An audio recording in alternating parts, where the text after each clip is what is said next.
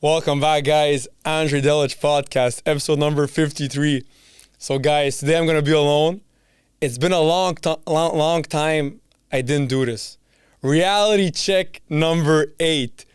If y'all thought I was going to stop doing reality checks, y'all are crazy. I'm never going to stop. First of all, not because I like doing this. It's because the world needs this. It's a necessity to the world. I have to do these reality checks so you guys understand what's happening in the world. So you're guys, you're welcome. I'm doing this for you. Andre Delic podcast, episode number 53. Reality check number 8. Let's fucking get right into it. Okay, so of course, the intro, the warning, as you guys know.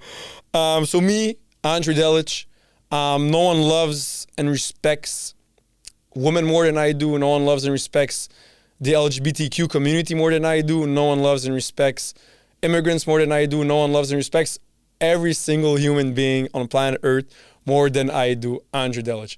So let's get right into it. So right now, I split the podcast, the episode into segments. So the first segment is going to be for sports, especially football, soccer. So recently, as you guys know, there's been the FIFA The Best ceremonies. Vinny has won the best player in the world from FIFA. He deserves it. I know me and my brother, Luka Delic, my co-host for sports, we talked a lot about, should maybe Rodri have won it or Vinny. At the end of the day, it was very close. It's not like Vinny had this... It's not like he had a way better year than Rodri. Rodri is phenomenal too. He had an amazing year also. He accomplished a lot with Man City and on the international stage. But still, Vinny deserved FIFA The Best award. He even deserved the Ballon d'Or at the end of the day, Vinicius. So congratulations. He deserved his award. So that was pretty much it for that. And now also I want to touch bases on the World 11 that FIFA decided. So as goalkeeper, they had Ederson. I agree on that one. Right back, they had Carvajal. Center back, Rudiger. And left back, Van Dijk. I mean, it's kind of right back, left back. They play a 3-4-3 formation. For the defense, actually, I think it's pretty spot on. Carvajal, Rudiger, and Van Dijk makes sense. Both of them had a crazy good year, very good year. In the middle of the field, they put De Bruyne, Rodri, Kroos, and Bellingham. Again, guys, for this year that passed, I agree 100%.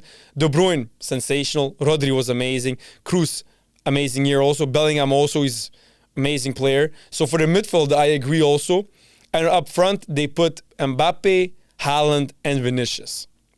So far, every single player, from the goalkeeper to the defense to the midfield, I agree 100%.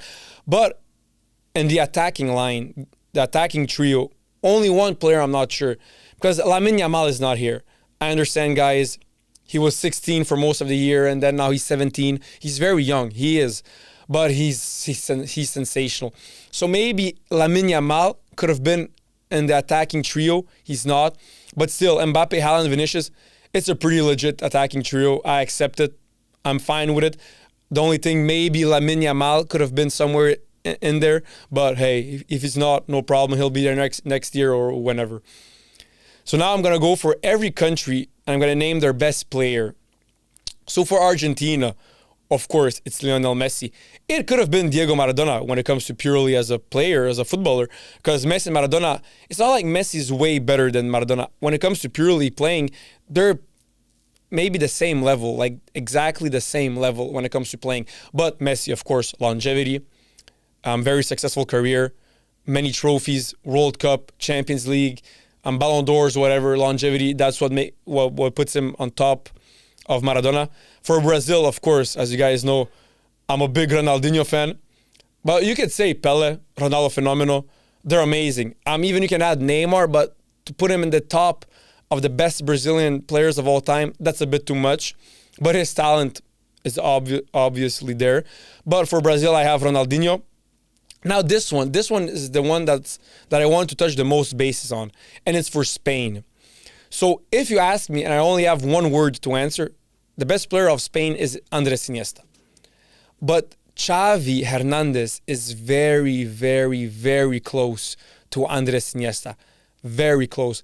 I know many people like to say, Andres Iniesta is way better than Xavi, or he's obviously better than Xavi. That's not the case, in my opinion. In my opinion, Xavi and Iniesta are very similar. And even if someone was to say that Xavi is better than Iniesta, I wouldn't be surprised. He could make a strong and valid and logical case to defend that his point that Xavi is better than Iniesta. You can say it. That's how close they are. But for me, if I had to choose one player, it's Andres Iniesta. For Portugal, it's simple. You guys know Luis Figo is the greatest Portugal player of all time. Okay, I may be fucking around a little bit. Of course, it's Cristiano Ronaldo.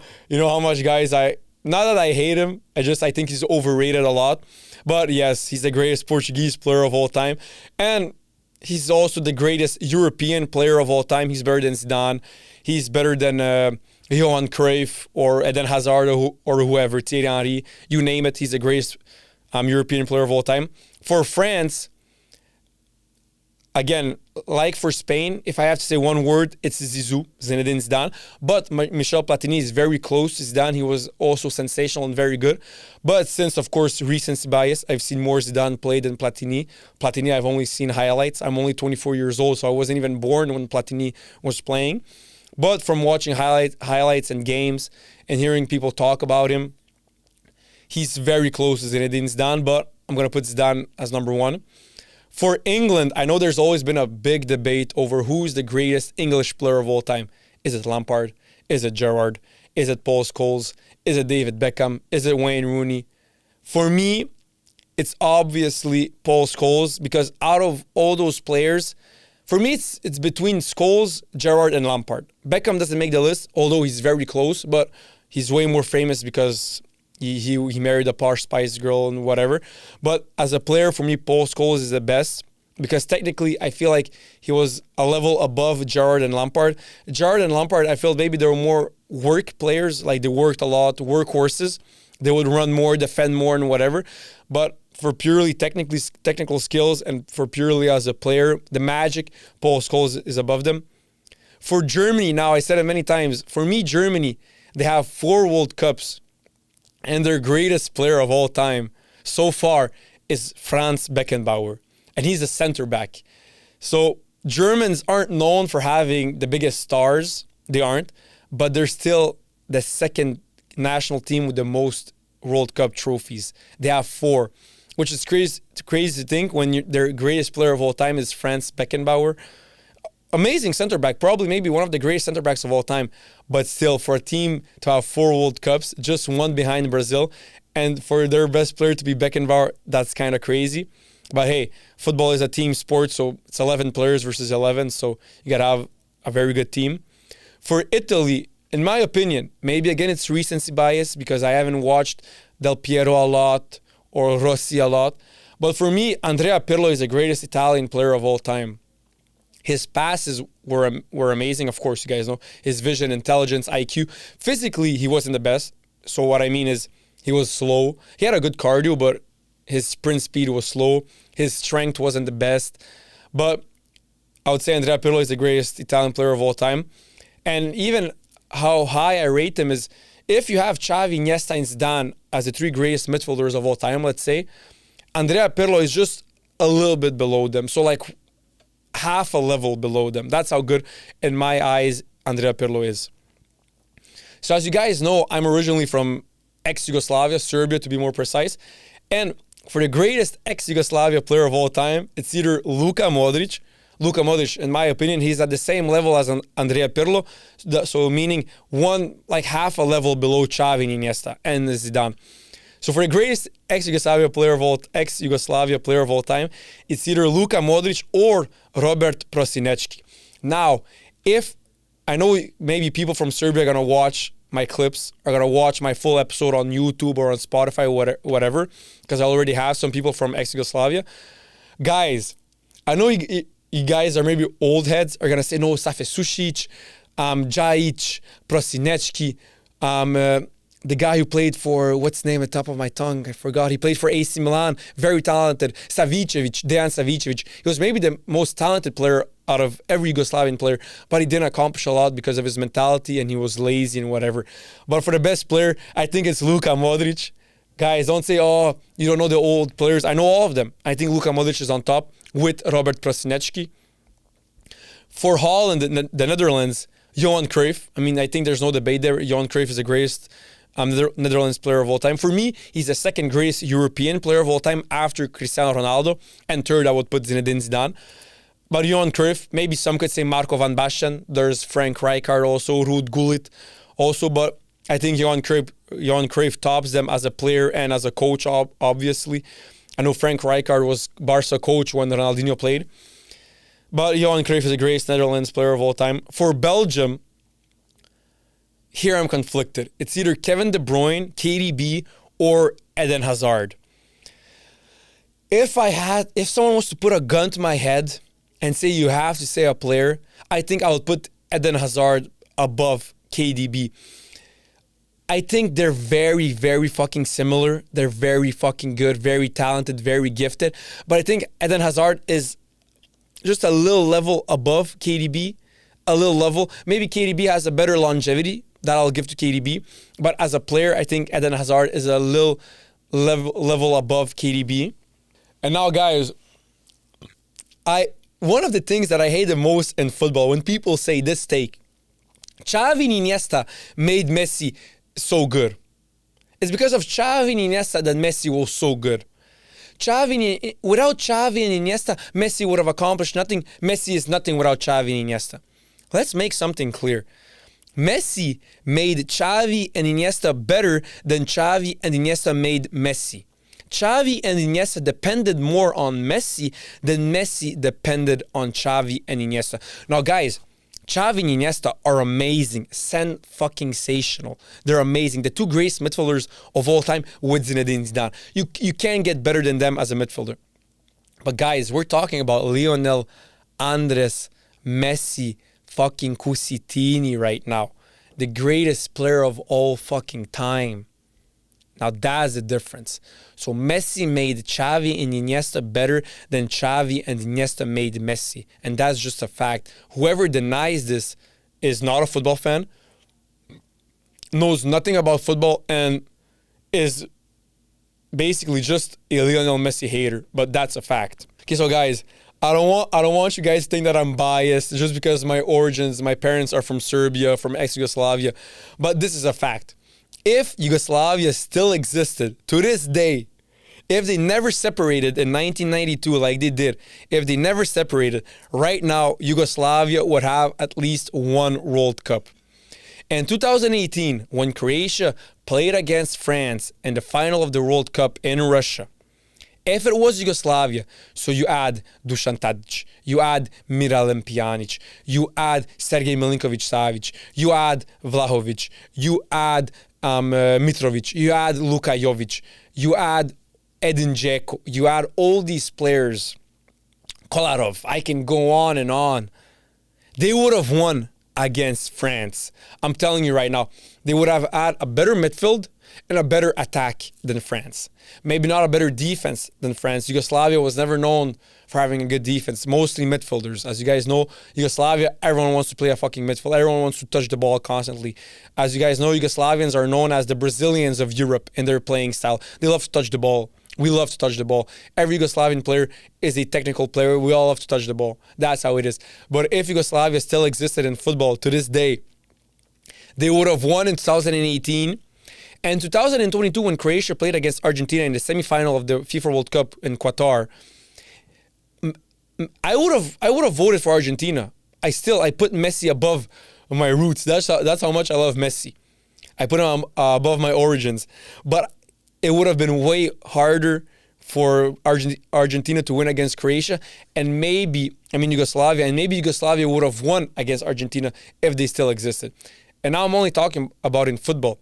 If Yugoslavia still existed in other sports, let's say basketball, Luka Doncic with Nikola Jokic in the same national team, it would have been fucking crazy. Maybe they would have won against United States in the Olympic Games, because Doncic and Jokic, that's a big difference than just Jokic. And when Serbia played against United States, it wasn't a big difference in the playing style in the game. So if you added Yugoslavia all together, and then you can add Yusuf Nurkic, also Bogdan Bogdanovic, and other players, Dragic, who used to play for Miami Heat and still plays for Miami Heat, Yugoslavia would have a nasty team. And this is one thing I always said.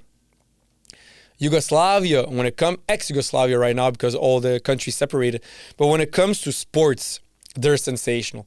Yugoslavia, guys, I always bash on Yugoslavia, on Serbia, whatever, because I see it how it is. But when it comes to sports and women, they're on top. The women are sexy as hell, and in sports, they're really fucking good. And water polo, they're world champions, Serbians. Tennis, the greatest tennis player of all time is a Serbian, Novak Djokovic. The best in handball are people from ex-Yugoslavia. The best player of all time is a player from ex-Yugoslavia. So in tennis and football and basketball and water polo and in handball, they would be amazing ex-Yugoslavia. Even now, just Serbia, they're amazing. But if it was ex-Yugoslavia, they would be sensational in all those sports. So in my opinion, football, European football, from 2008 to 2019, 2020, just before COVID hit, that was peak football. That was the best era of football to ever exist. And to be honest, I don't think we will ever see that again. And I don't think that no other era will ever top that era from 2008 to just before COVID, 2019. You had Barca in their prime, Real Madrid in their prime, Messi in his prime, Cristiano Ronaldo in his prime, Messi playing for Barca, Ronaldo playing for Real Madrid, arch nemesis, enemies, Messi against Ronaldo, Barca against Real Madrid. Serie A was doing well. The Premier League had all 6 teams on the top of their game. I think from 2008 to just before COVID, so 2019, 2020 was the best era in football, and I don't think we will ever see that before again. So I was always conflicted with my friends. We always debated a lot. Which 11 is the greatest 11 of the 2000s? So first, in my opinion, it's Barca 2011. In my opinion, Barca 2011 is the greatest team of all time. Not just of the 2000s, but of all time. But for now, we're only going to compare the teams of the 2000s.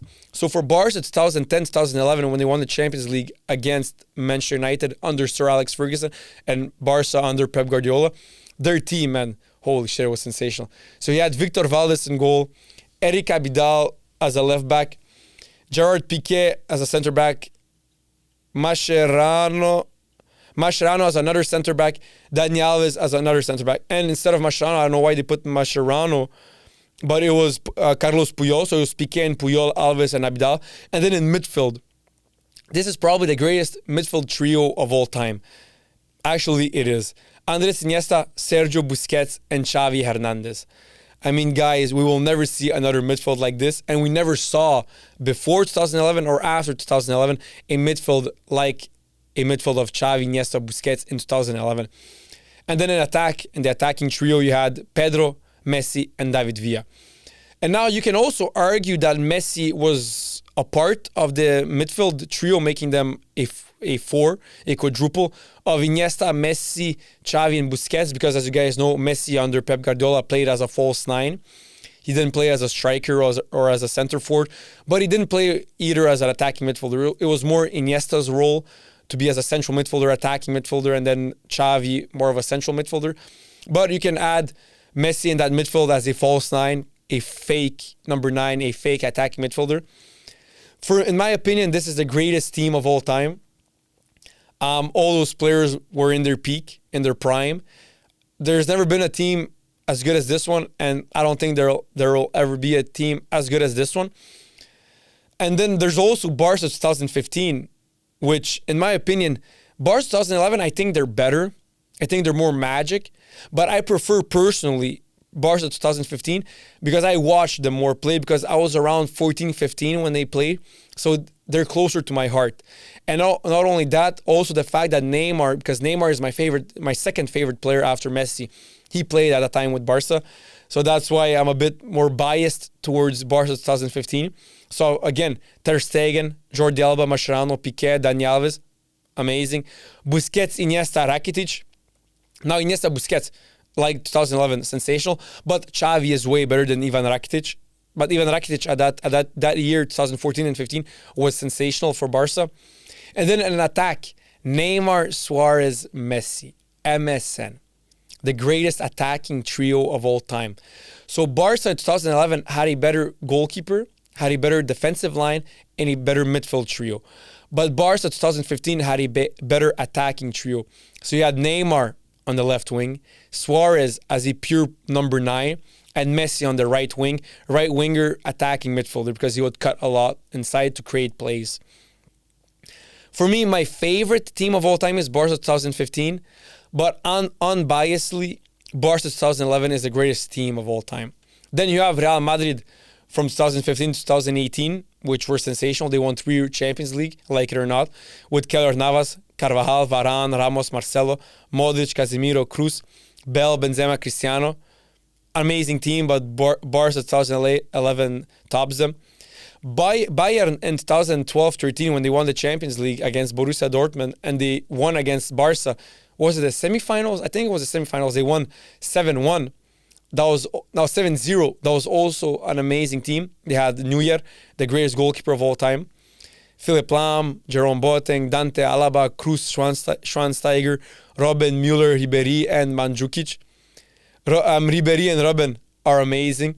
Now, I had a debate recently with one of my friends, and I said that Ribéry and Robben are better than Salah right now. Salah is amazing, sensational. He's going to end up being one of the greatest Liverpool players of all time, if not the greatest Liverpool player of all time.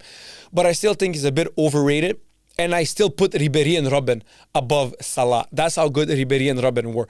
Don't get it twisted. Like I said, Salah was amazing, but Ribéry and Robben as wingers are above Mohamed Salah. AC Milan 2005 was a stacked team, a sensational team, amazing team. They had Dida, the Brazilian goalkeeper, Maldini.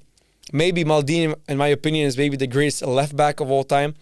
Stam, Nesta, Cafu. And then in midfield, Pirlo, Seedorf, Gattuso, and Kaká. Kaká was like an attacking midfielder, center forward, close to being like a false 9.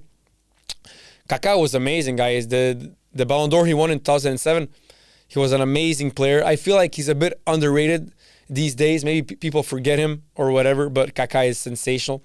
And then in attack, they had Inzaghi and Andrei Shevchenko, which were very good attacking players.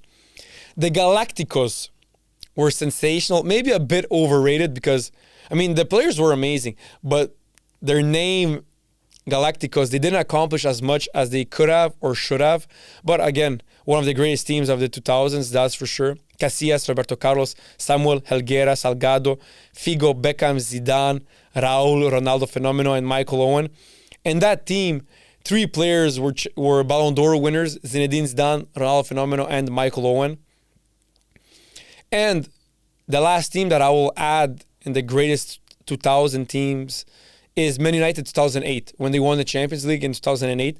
They had Van der Sar in goal, Patrice Vieira, Nemanja Vidic, Rio Ferdinand, and Brown, Hargreaves, shout out Hargreaves, our Canadian brother, Paul Scholes and Michael Carrick, Rooney, Tevez, and Ronaldo, and Cristiano Ronaldo. Of course, amazing team. But out of all these teams, I think maybe they're the worst, I would say, but still one of the greatest teams of the 2000s. But out of all the best 2000s teams, I think they're maybe the worst. But still, again, I mean, it's not because Ronaldo played. I don't want to hate, but out of all these amazing teams, they weren't the best. And also, guys, recently I talked with Luke on sports regarding basketball and if Nikola Jokic wins a 4th MVP.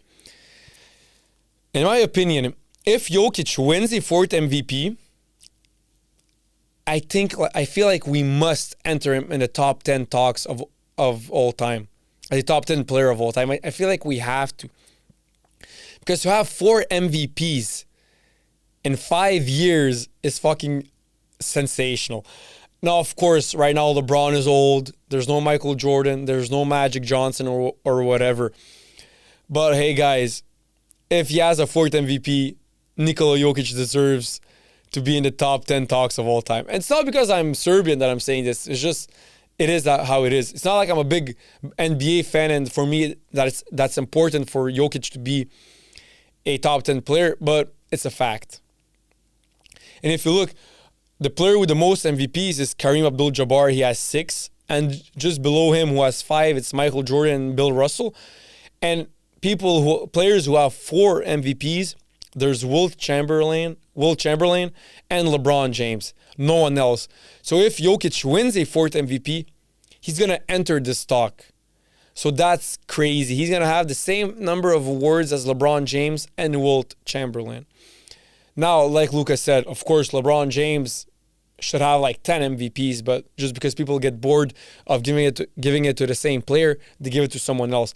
But again, Jokic right now has 3. If he has 4, that's amazing. Even now with 3, he's in the talks with Larry Bird and Magic Johnson and Moses Malone, which is crazy also. He has 3. Antetokounmpo has 2. So again, Antetokounmpo and Curry, they both have 2 MVPs. And they're one of the 2 greatest players of all time. And Jokic has 3. So that talks on his magic and on his craziness.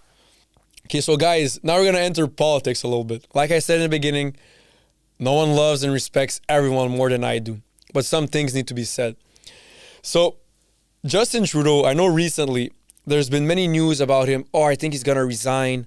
I'm not sure. He was supposed to resign from many news outlets. They were saying like 1 or 2 weeks ago. He didn't. Of course, in my opinion, he's never going to resign. He's very narcissistic. He's very egomaniac. And I feel like he's never going to resign. But Justin Trudeau, if you're listening, you should resign. Bro, there's stats. I'm going to pull up stats right now. You're one of the most hated ministers of all time. I feel like out of respect to Canadians and out of respect to Canada, and to do, like, you never really did a manly thing, but you should go out as a man and you should resign. Because here, if I pull up stats, now it's not just me talking about, oh, I don't love Trudeau or whatever. These are stats. So the question is, do you believe or not that the federal government under Prime Minister Justin Trudeau is working in the best interests of your generation? And the answers that you can answer is yes, completely, yes, mostly, no, not really, no, not at all, and not sure, can't say. So in total, it's been divided by group ages, but in total, 42% of Canadians above the age of 18 feel like it's no, not at all. So the worst no possible for Justin Trudeau. No, not at all. And then 28% feel like it's no, not really. 20% say yes mostly. And 4% say yes completely. And only 6% said not sure, can't say. But if you look at the no's, you have 42% and 28%, which equals 70% of Canadians feel like Justin Trudeau is not doing a good job and that the Canadian federal government is not working in our best interests under Justin Trudeau as our prime minister. 70%. Then you have 24% who feel like, yes, Justin Trudeau is a good representation of Canadians and that the federal government is doing a good job under Justin Trudeau. So it's 70% against 24%. These numbers are record-breaking. These numbers have never appeared before with federal governments. It's the first time, 70% against 24%. And now, of course, it's broken down from group ages, 18 to 24, 25 to 34, 35 to 44, 45 to 54, 55 to 64, and 65 and up. By looking at the group ages, people who hate Justin Trudeau the most are between 45 and 54, with 50% saying no, not at all, 26% saying no, not really, and 17% saying yes mostly, and only 4% saying yes completely. But now I want to go back to the younger people from 18 to 24, because most of the time liberals are mostly young. Young people are mostly liberals in general. But I feel like nowadays young people are shifting more conservatively because of what's happening with wokeness and whatever. But for people between the ages of 18 and 24, I'm 24. So for people between the ages of 18 and 24, 32% say that it's no, not at all with Justin Trudeau.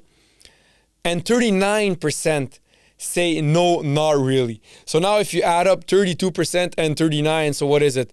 71% of Canadians between the ages of 18 and 24 feel like Justin Trudeau is not doing a good job as Prime Minister.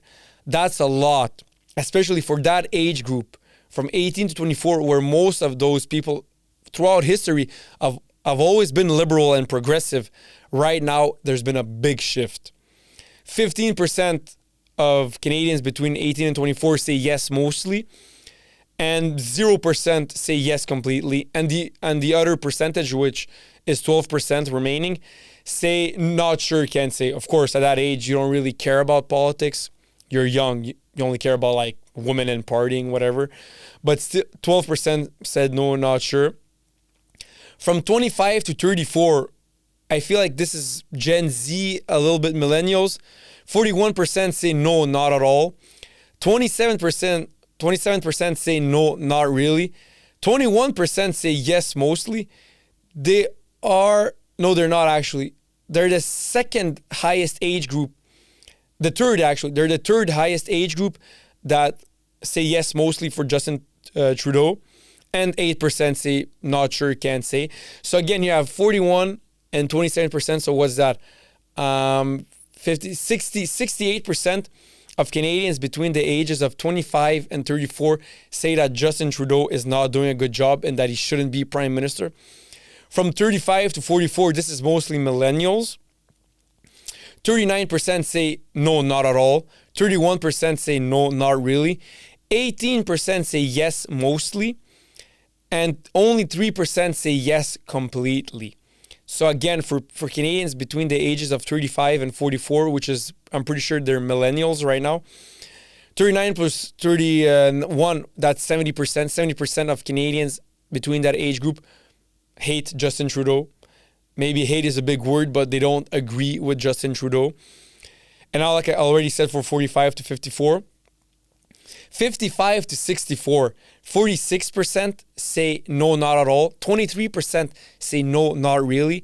22% say yes, mostly. They're the second highest age group to agree with Justin Trudeau. And only 6% say yes completely. And then for 65 and up, they're the age group that love Justin Trudeau the most in terms of stats. 41% say no, not at all. 28% say no, not really. 24% say yes mostly. And 6% say yes complete. No, 3% say yes completely.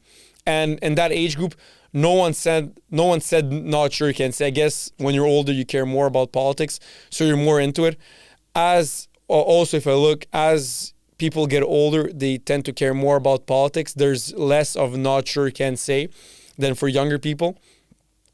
But again, in general, for every age group, it's either no, not at all, or no, not really. So Justin Trudeau, I mean, either way, you're going to lose the coming elections. I'm not going to vote. I don't really care. But it has to be said. You're going to lose the following elections. So even if you don't step down, you're going to lose. But you should be the bigger man and do the last manly thing you can do and step down as Prime Minister. But either way, Pierre Poilievre is going to win. And guys, I'm not the only one saying that I hate Justin Trudeau. We had Jordan Peterson. In my opinion, he's the biggest Canadian intellectual we have right now, and one of the biggest intellectuals in the world right now. And he said, and I quote him, "We have a 14-year-old egomaniac, narcissistic human being running a G7 country." Canada is a G7 country, so Canada is top 7 of the richest countries in the world. And he said we have a 14-year-old egomaniac, narcissist running a G7 country. So guys, that's pretty crazy in my opinion. Now, yeah, as you guys know, in the past, people who followed me since the beginning, I always used to joke around with JT, you know what? But I saw videos of him when he was younger, where he was boxing, or did he do MMA? I think he did a boxing match with someone. And of course, it was horrendous. And of course, I joked around a lot with AD for PM, Andrew Delic for Prime Minister. Of course, I'm too young. I'm just joking. But hey, maybe in the future, who knows? But JT, since you're the worst athlete and the worst boxer, you know what? I'm challenging you to a boxing fight. Me, no experience, but since I'm not a nerd like you, I'm an athlete, I work out, whatever, I'm challenging you to a boxing match. If ever you see this, let's do a boxing fight. 84 p.m. So guys, I talk mostly about Canadian politics since I live here, since I'm born here, and since I'm Canadian. And since I live here, so I mostly care about what's happening where I live. But since America is just below us, they're our neighbors. And what happens in America 6 months later happens in Europe or in Canada or throughout the world. So America is the powerhouse, of course. I'm not a Donald Trump fan. I can even say that his personality, I hate him because he's also very egomaniac and narcissistic. He's not smart. He's not the smartest individual. He's very, he's old. He's 75. How old? He's 74, and he acts like a little child sometimes. So I don't like Donald Trump, but I'm happy that Donald Trump won the elections in America, because wokeness nowadays is getting out of fucking hand. It's getting out of hand. It's not making sense anymore. In whatever sense, wokeness is just not making sense. So I feel like Donald Trump is our last hope at coming back to normalcy, common sense. Even though I feel like simply with time, this wokeness is gonna die because it's not sustainable. It's like the hippie movement in the 60s. It was maybe there for like a decade, but after that it died down because it doesn't make sense. It's not human nature. It cannot sustain. But I feel like with Donald Trump getting nominated, it's going to speed up things. And the faster that wokeness dies, the better it is for everyone. In my opinion, in my humble opinion, the faster wokeness dies, it's better for everyone. As you guys know, in America, they have electoral votes. So you have to win states, and every state has a certain point that counts. Donald Trump won 312 against Kamala Harris, who had 226. And you need 270 to win, and Donald Trump had 312. So I think it's pretty clear that America is tired of wokeness.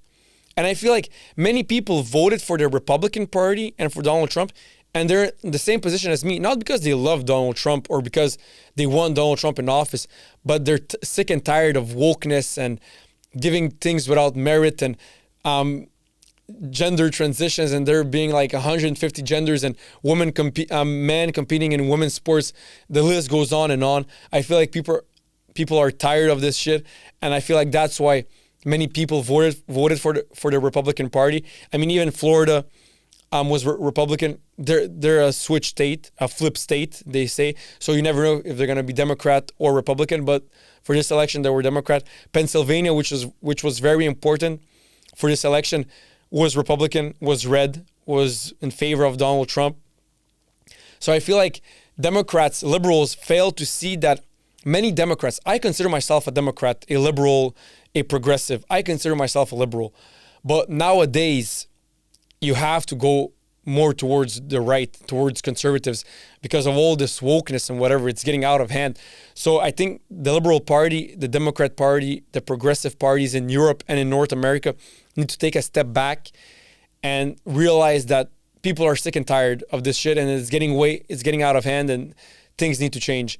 Because many Democrats like myself, many liberals like myself, I don't vote, but if I was to vote in America, I would have voted for Donald Trump, even though 9 times out of 10 throughout history, I would vote Democrat or liberal. But in this day and age, you have to vote conservative, which is, unfortunately, it's Donald Trump, Republican Party. But hey, I'm sick and tired of this shit. So I said this many times. In Canada right now, there's a lot of immigrants. I mean, Canada was founded on immigrants. My parents are immigrants, first generation. They came here at the age of 30 from Serbia, from ex-Yugoslavia, which because of a civil war and whatever. So they came here in search of a better life for them and for their kids, me and Luka Delic, my co-host. So I feel like Canada right now, we're bringing way too many immigrants. And I feel like immigrants, not all of them, but many of them, they don't want to assimilate or integrate. And when I say assimilation, I don't say you completely lose your culture, your way of life, whatever. But when it comes to politics, you cannot come from a country where that country, I mean, we can say it how it is, is ruined. It's to piece. It doesn't function. So then you come to a country like Canada where everything works well, and you want to transform that country to the country that you left. It doesn't make sense. My parents left Serbia for a reason. It's not the greatest country. It's a shithole of a country. Now, guys, I love Serbia, whatever, but it is how it is. Canada is one of the greatest countries of all time and in the world right now. It's a G7 country. The politics works well. Economy isn't the best, but still, it's one of the greatest economies in the world. So if you leave your country and you immigrate to another country, because you know that that country, you're looking for a better life, and you know that country can offer that to you and your kids, and to your kids' kids, and to your future generations. I mean, it's the minimum of respect to respect that country, and to a certain degree assimilate or even integrate. If you guys prefer the word integration because you feel like assimilation is it's too extreme of a word, but at least integrate to that country and respect those countries' values, and try to learn the country's history and try to integrate to that country, because there's a reason that country functions so well. It's because they're doing things the way that they are doing, and there's a reason that you left your country, and that the country that you left isn't working as well as Canada or as America or whatever other Western country, is because you guys are doing things the way you guys are doing it. So if you immigrate to another country, like my parents did, and many of your parents did, or grandparents or whatever, that's the minimum of respect you owe to that country. That opens their arms to you and your kids and your future generations for a better life. So also, I'm a university student. I go to U Ottawa, and at U Ottawa, there's a lot of international students. And in Canada right now, we have a big problem with international students alongside with immigration. I've spoken with many international students at U Ottawa, most of them from China, some of them from Japan, some of them from Africa, from France, whatever. And even they say that they feel like it's unorganized. And when they arrive at Canada, they feel like I said, it's unorganized, and they feel a bit lost because we're bringing in so many international students that we don't have time to process all of it, and we don't have time to fully accommodate them. That's number one. So on their behalf, it's not the best. And second of all, most of international students, some of them just want to use that excuse to come to Canada and then stay here, to refugee themselves or to immigrate here in that way.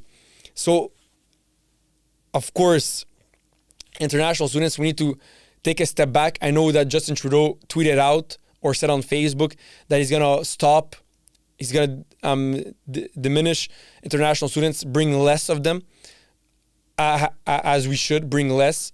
And also, they take a stop towards immigration. Of course, immigration is very important for Canada in terms of economy.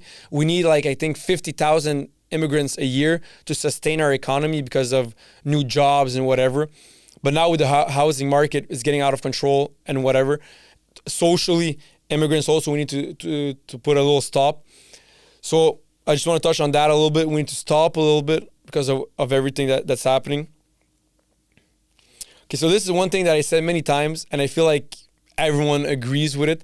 But gender transitions, so for a guy to be able, or for a girl to be able to change their gender, they should be allowed, in my opinion. Of course, you do you. If you feel like you're born a man and you feel like you're a woman, you do you. I don't care. It's your personal life. It's your opinion. It's your decision. It's your life. But I feel like in Canada, we should be more careful, because I know in Canada, there are some provinces, I'm not exactly sure which provinces to be exact, but I know that some provinces, I think it's British Columbia, that even if you're 12 years old, you can make that decision. And that's ludicrous. Because guys, do you remember when you were 12 years old? Or I remember when I was 12 or 14 or 16 or even 18. You're not the smartest individual, right? You can even say you're dumb. So to make a big decision like that one, that's a huge decision to change your gender. That's a really huge decision. We should not allow kids below, at least the age, in my opinion, below the age of 21. Again, now we should ask scientists, we should ask doctors, psychologists, what is the perfect age because there's a certain age where your brain is finished developing, and at that age you should be allowed to make that decision, but not being 14 years old and making a big decision like that. Because imagine that's your kid, and legally he's 14 and he's allowed to make that decision. Imagine he makes that decision, and then in 5-6 years he regrets that decision. Imagine, there's no going back, and that's fucking crazy. That's a huge decision. I'm not talking about a decision of putting a tattoo and you don't like, and then you get it lasered off. You maybe lost like $800, $900. Who cares? But to make a big decision as gender transition, that's fucking crazy. We should be more careful with that one, and realize that that's a huge decision to make, very huge, and that little kids below the age of at least 18, I'm not a psychologist or a doctor, but at least kids below the age of 18 shouldn't be allowed to make that decision. It should be illegal even. Okay, so guys, I always said, I know nowadays there's a lot of white guilt. That's the term for it, white guilt. So it's basically white people having this guilt for what their ancestors did, in America mostly. First of all, even if even if my ancestors were, let's say, slave owners, what does that have to do with me? I didn't do it. My father didn't do it. Even if my father was the slave owner, I didn't do it. Why would I care for something that I didn't do? Even though only 1% of the American population had slaves at that time. But so even if my ancestors were part of that 1%, I wouldn't care. You shouldn't care. You didn't do it. There should only be consequences for something that you did personally. So let's say my dad, he's just one generation above me. Let's say he kills someone. Should I pay consequences for something that he did? No, he fucking did it. He's his own person. I am my own person. Even if my brother, same generation as me, even if he does something, kills someone or does something illegal, I shouldn't pay consequences for his actions just because he's my brother. That has nothing to do with me. He's his own person. I am my own person. Same goes for this logic. Just because white people did something 200 years ago, that has nothing to do with white people now. Why the fuck should they pay for something that they didn't do just because they have the same skin color as people who did it 200 years ago? That's very stupid. So let's say you're Latino, and then Latinos, they did something 300 years ago, and now every Latino should have Latino guilt for it. Same goes for white guilt. It's very fucking stupid in my opinion. And no white person should feel like bad for something that white people did 200 years ago. Every single person should only feel bad for doing something bad if they did it. That's it. No one else. You shouldn't care who someone else did something. You didn't do it. You shouldn't care. Okay, so guys, recently I know the war that's happening in Ukraine is still happening. Very sad. I know many Western countries are helping out Ukraine. They're trying to do good things. And I just recently checked how much Canada sent to Ukraine. So far, Canada, under Justin Trudeau, sent $12.4 billion to Ukraine. First of all, Ukraine is one of the most corrupt countries in Europe. To be precise, it's the fourth most corrupt country in Europe, behind Bosnia, Turkey, and Russia. And these are stats right now that I'm pulling up on Corruption Index. They're the fourth most corrupt country in the world. So just the fact that when we send $12.4 billion to Ukraine, out of that $12.4 billion, how much do you think that truly and honestly goes in help of the population and help of the people? Maybe 10% of that goes to them. 10 to 20%. The other 80 to 90% goes to Zelensky. He puts it in his pockets, and to the other politicians' pockets, and to the other rich people's pockets in that country. They are very corrupt. First of all, we should take that money and put it into Canada, because it should be Canada first. Justin Trudeau, you're a Canadian Prime Minister. You're Canada's Prime Minister. You should help Canada first, and then let's see if we can help other countries. But Canada needs to be first. Now, here I have stats on the food banks. how many people use the food banks in Canada recently. So in March 2024, there were over 2 million visits to food banks in Canada, the highest number in Canadian history. And we're sending out money to Ukraine. Justin Trudeau is sending money to Ukraine when we have record-breaking numbers for people using food banks all across Canada. This year's food bank usage represents a 90% increase compared to March 2019. And there are signs that the food banking system is reaching its absolute limit. So the war in Ukraine started in when? 2021? Yeah, I think it's 2021. Since 2019, there's been a 90% increase in food banks. And Justin Trudeau takes that money, instead of helping Canadians, because it should be Canada first, because he's a Canadian Prime Minister, he's Canada's Prime Minister, he's sending that to Ukraine, which is a very corrupt country. And they're putting that money in their pockets. So that's number one. And also, 1/3 of food bank clients are children under the age of 18. 1/3 of food bank clients. 18% of food bank clients report employment as their main source of income, compared to 12% in 2019. A 6% increase of people who do have a job and who still use food banks. 18% of food bank clients report employment as their main source of income. Nearly 70% of food bank clients live in market rent housing. 70%. 32% of food bank clients are newcomers to Canada who have been in the country for 10 years or less. So even when we bring so many immigrants so quickly, 32% of them need food bank to help them out. So it's even not helping them.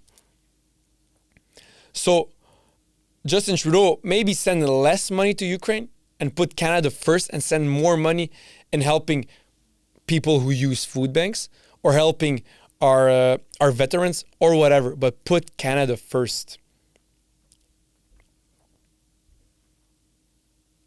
And so recently I saw on that Donald Trump called Justin Trudeau the great governor of the state of Canada, basically saying that America owns Canada and that Canada is America's 51st state.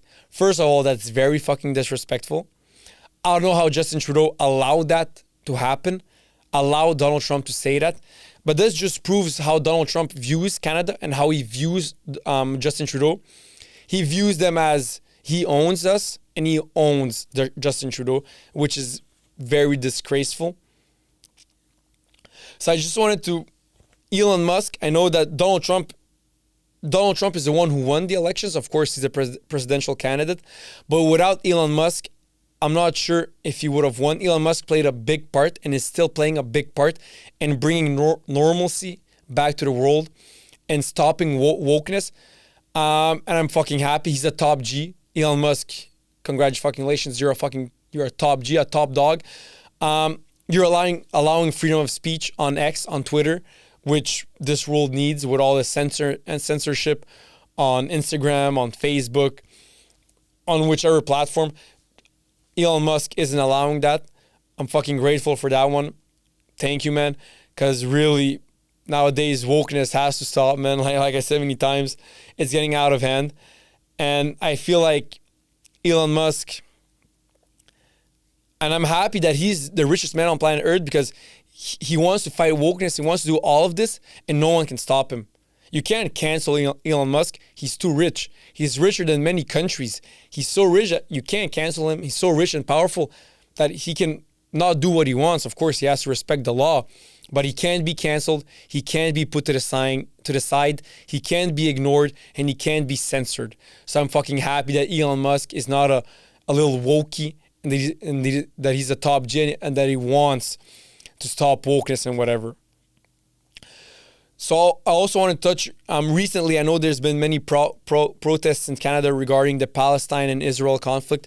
Again, I care mostly what's happening in Canada. What's happening in Palestine and Israel, of course, I feel like it's very sad that innocent civilians are dying, that little kids are dying. Of course, that's also always very sad. That should stop.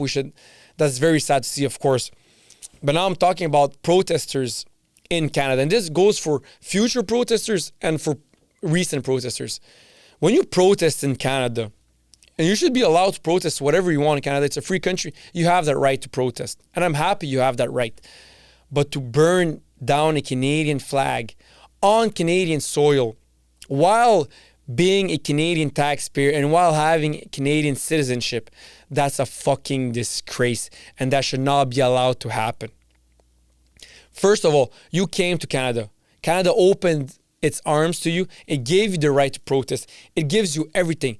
And you have the audacity to burn down a Canadian flag? That's a fucking disgrace, man. In my opinion, this may be a little bit extreme, but if you immigrated to Canada and you have the audacity to shit on Canada and to burn down a Canadian flag in public in Canada, you should be deported out of Canada. If you're an immigrant and you have the audacity to burn down a Canadian flag, you should be deported and be banned from Canada. That's how I feel. And I'm not afraid to say it. My parents are immigrants. If ever I was to see my dad burn down a Canadian flag, of course, that's my dad. I wouldn't love for him to get deported, but I'll fucking tell him, are you fucking mentally insane? What's wrong with you? Canada gave you everything. It basically saved your life, and you're burning down a Canadian flag. Of course, my dad, he's a Canadian nationalist. He loves Canada more than I do. He loves Canada more than 99.99999% of Canadians do. My dad would never do that. Even he has the same standpoint as I do regarding immigrants or regarding protesters burning down Canadian flag on Canadian soil. Because imagine if you were to go to another country, to a third world country. Imagine if I was to go to Saudi Arabia and I was to burn down and I was to take a Saudi Arabian flag and to burn it. What would happen to me? Be honest, guys. What would happen to me? Not only would the citizens of that country beat me up, but the country, Saudi Arabia, would lock me up. And they would torture me behind closed doors. And I would never to be seen again. Never, ever. Not even to go to extreme as Saudi Arabia, which is a kingdom, which is a monarchy. If you were to go to Italy, a Western country, and burn down an Italian flag as an immigrant, that would not pass as easily as it's passing in Canada. It will not. If you were to go to Serbia, my country of origin, which I know how Serbians are, and you were to burn down a Serbian flag on Serbian soil as an immigrant, my Serbian friends, my Serbian brothers, whatever, please tell us what would happen. We all know it wouldn't pass by easily. They will get beat up. They'll get thrown out of the country. As an immigrant, they will get banned. It will not pass. Okay, so recently, there's a clip of me saying that America will never ever win a World Cup. And Americans got riled up, man. They got really riled up. And in that video, I didn't take the time to explain why they will never win a World Cup. I did it many times in the past. But let me explain to Americans why you'll never win a World Cup in your life. It's American culture. Your culture is American football, NFL, basketball, baseball, and after those three sports, you can even add hockey. But it's because of the culture, guys. Football, European football, soccer is not big in American culture, and it will never be big in American culture. So how can you compare Americans who take the time to play basketball, to play football, to play baseball, whatever? How can you compare them to Brazilians who spend their entire life playing soccer? Every Brazilian kid wants to be Neymar. Every Brazilian kid wants to be Vinicius right now. Every Brazilian kid. American kids, in general, don't care about soccer or about being Vinny or about being Neymar. They want to be LeBron James. They want to be Tom Brady. They want to be Clayton Kershaw. That's the only baseball player I know. I'm Aaron Judge, whatever. They want to be Connor McDavid, whoever. That's why the American culture has nothing to do with football. Football has nothing to do, European football, not American football. European football, soccer has nothing to do with American culture. And that's why America will never have a big star. Like I said, Pulisic is probably the greatest player you'll ever have. Even before Pulisic, who did you guys have? Landon Donovan? Donovan. I mean, the only reason I know Donovan is because I'm a big soccer fan and I know many soccer players. But anyone who's a casual soccer fan doesn't know who Donovan is. So Pulisic Like I said, have fun with him, guys, because that's the best player you'll ever have. And it's the culture, guys. It all has to do with culture. Even though America is one of the richest countries in the world, it's actually the richest country in the world. You guys all have all the resources you need to have the best soccer players of all time. But guys, at the end of the day, it's culture. Kids don't want to be Messi when they grow up. They don't want to be Vinny or whoever. They want to be Tom Brady. Like I said, they want to be LeBron James. And that's why America will never, ever have winning chances at the World Cup. Americans, you can come after me for saying this, but it's just logical. And even deep down, just the fact that you're getting mad is because deep down you know that it's true. You know that it's a fact. That's why deep down you're getting mad. Even let's say, right now, Croatia, a country of 3 million people, they have a population of 3 million. They are 100 times better than America, who has a population of 330 million. So 100 times, the population 100 times bigger than Croatia. And Croatia still has way better players than America, and they will always have way bigger chances of winning the World Cup than America. And it all has to do with culture. Even though they're 100 times less than Americans, which is a fact, 100 times less, still it's in their culture. Croatian kids, when they go to Croatia, they all play soccer. They want to be Luka Modric when they grow up. That's not the case in America. So it has nothing to do with numbers. It has nothing to do with resources, with money, whatever, but everything to do with culture. And America does not have a good European football/soccer culture. And also one thing, I know recently it's been very popular to defend Luigi Mangione. For people who don't know who Luigi is, Luigi Mangione, he's the guy who recently killed the head of an insurance company in broad daylight in New York City. And so listen, guys, I know why people defend him. I understand why people defend him. First of all, women defend him because he's good looking. And second of all, I mean, no one likes insurance companies, right? I mean, they're like the peak of evil capitalism. They take money from you, but when it's time to give money to you for insurance claims, then it takes time. They want to do investigations, and deep down, I mean, they don't want to give you the money, right? It's like peak evil capitalism. Insurance companies. Of course, I'm aware of that. I'm aware why people hate insurance companies. I'm aware they're peak of evil capitalism. But guys, to defend Luigi Mangione, who is a psychopathic killer. He killed someone in broad daylight with a gun. I mean, the guy deserves to go to prison. What he did was, I mean, it's illegal. He fucking killed someone.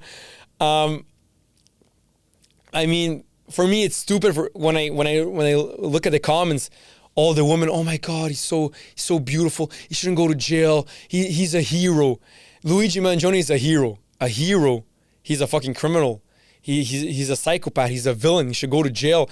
He's a menace to society. We should lock him up, because you cannot take the law into your own hands and kill someone, even though that someone is the head of an insurance company, which, like I said, I understand why everyone hates insurance companies. Again, what Luigi Mangione did is fucking illegal. It's criminal. Even though women love him because he's good looking, and what he did by stupid people can be seen as heroic. Guys, he needs to go to jail. Stop this nonsense. I'm wanting to save him. And but yeah, what he did was just, I mean, it's illegal. So guys, you heard me talk about how I hate wokies, and I always said I never actually met a woke person in real life. Never happened. And I always wondered, where are they? Because I see them on social media, but I never interacted with one of them. It never happened. Until recently. I know where they are, guys. I know where they are, at the universities. I had a university class, and then there was a general discussion, and I just realized that 90% of university students at U Ottawa, in my domain, social sciences, sociology, are woke.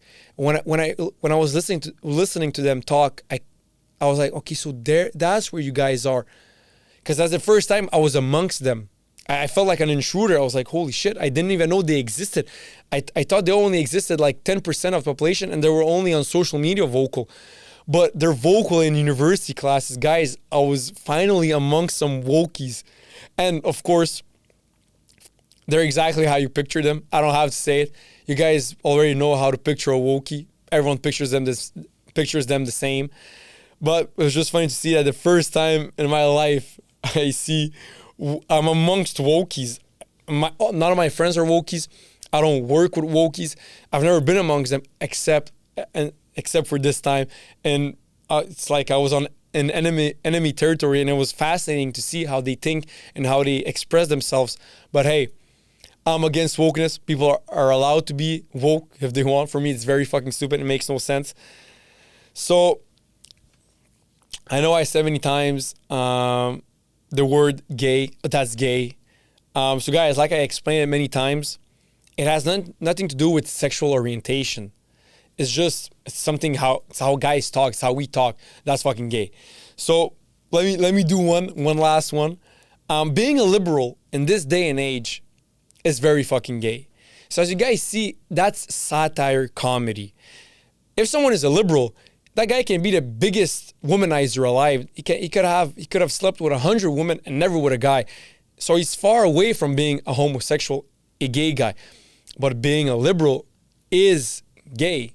So that's satire comedy. So guys, that was reality check number 8. It's been a long time. I'm gonna do a reality check number 9 very soon. It's just time. I don't want to make episodes too long. So that was it, guys. Like I said, no one respects and loves all human beings more than I do. But that was ADP number 53, reality check number 8. See you guys soon for Sports with Luka Delic and for reality check number 9. Peace out.